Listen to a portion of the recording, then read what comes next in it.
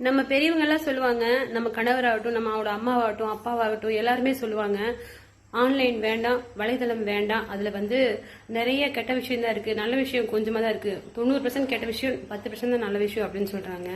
இதெல்லாம் கேட்காம ஒரு சிலர், நானும் உள்பட எல்லாரும் தான், சரிங்களா? எதுக்காக உள்ள போறோம்? போகும்போது டைம் பாஸ்ன்னு சொல்லி உள்ள போறோம். போகும்போது டைம் பாஸ்ன்னு சொல்லி உள்ள போயிட்டு அதுக்கு நம்மளையே அறியாம அடிக்ட் ஆயிடுறோம். அடிக்ட்னா அடிமை ஆகிறோம் இல்லைங்களா? அந்த அடிமையாகி அது நம்ம ரீல்ஸ் போடுறோம், வீடியோ மற்றவங்க வீடியோ பார்க்குறோம், அதே மாதிரி நம்ம போடணும்னு நினைச்சு நம்ம போடுறோம். ஆனா அதனோட விளைவு எங்க கொண்டு விடுதுன்னா, 100ல் 10 பேர் மட்டும்தான் ரீல்ஸ் போட்டு மனசு நிம்மதியை வச்சுட்டு, மனசு சந்தோஷமா வச்சுட்டு, நம்ம மனசுக்கு நம்ம வீடியோ போடுறோம், நம்மளுக்காக நம்ம மேக்கப் பண்ணிக்கிறோம், நம்மளுக்காக சாங் செலக்ட் பண்ணி போடுறோம் அப்படின்னு நினைக்கிறேன். ஆனா 100க்கு 90% அடுத்தவங்களை இம்ப்ரெஸ் பண்றதுக்காகவும், அடுத்தவங்கள நம்மளை பார்க்கணும், நம்மளை ரசிக்கணும் அப்படின்னு நிறைய பேர் இருக்காங்க, சரிங்களா?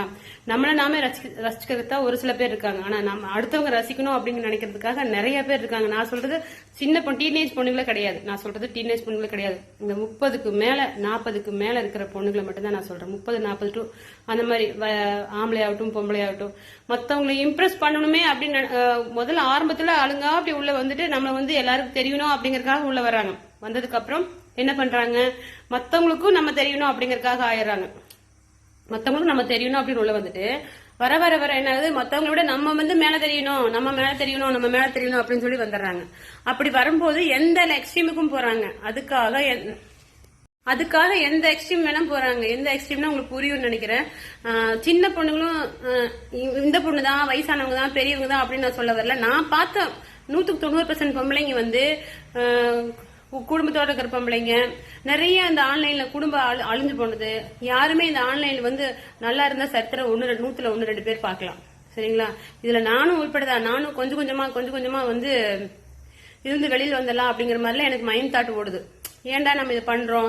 எதுக்காக நம்ம இதுக்குள்ள இருக்கிறோம்? மத்தவங்க நம்ம சந்தோஷத்துக்காக நம்ம வீடியோ போடுறோம். அது மத்தவங்களுக்கு கண்ணுக்கு நம்ம என்ன மாதிரி நம்ம ஒரு இதுல தெரியுவோம், என்ன மாதிரி ஒரு முக தோரணையில் நம்ம தெரியுவோம் அப்படிங்கிற மாதிரி எனக்குள்ள கேள்வி எனக்குள்ளே வந்துருச்சு.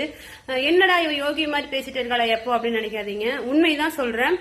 இந்த ஆன்லைன்ல வந்தா நம்மள நல்ல பழக்கத்துக்கு கூட்டிட்டு போதோ இல்லையோ, கெட்ட பழக்கத்துக்கு கண்டிப்பா கூட்டிட்டு போக பார்க்கும். அதுல இருந்து நாம தான் தப்பிக்கணும். எப்படி வேணா நம்ம கூட பழகிறவங்க, பெண் ஆகட்டும் ஆண் ஆகட்டும், நம்ம மண்டை கழுவி நம்ம பிரெயின் வாஷ் பண்ணி நம்மள தப்பா யூஸ் பண்றதுக்கு பாப்பாங்க. அவங்க கிட்ட இருந்து நம்ம என்ன சொல்றாங்க, மீன் தூண்டில மாட்டாம மீனா நம்மள நினைச்சுக்கிட்டு நம்ம தூண்டில மாட்டாம நம்ம தூண்டில மாட்டினா வீணா போயிடும். தூண்டில மாட்டாம வேக்கியானமா அக்கறையோட வெளியே வந்துடணும். எல்லா பெண்களுக்கும் இது பொருந்தும், சரிங்களா? தப்பா எடுத்துக்க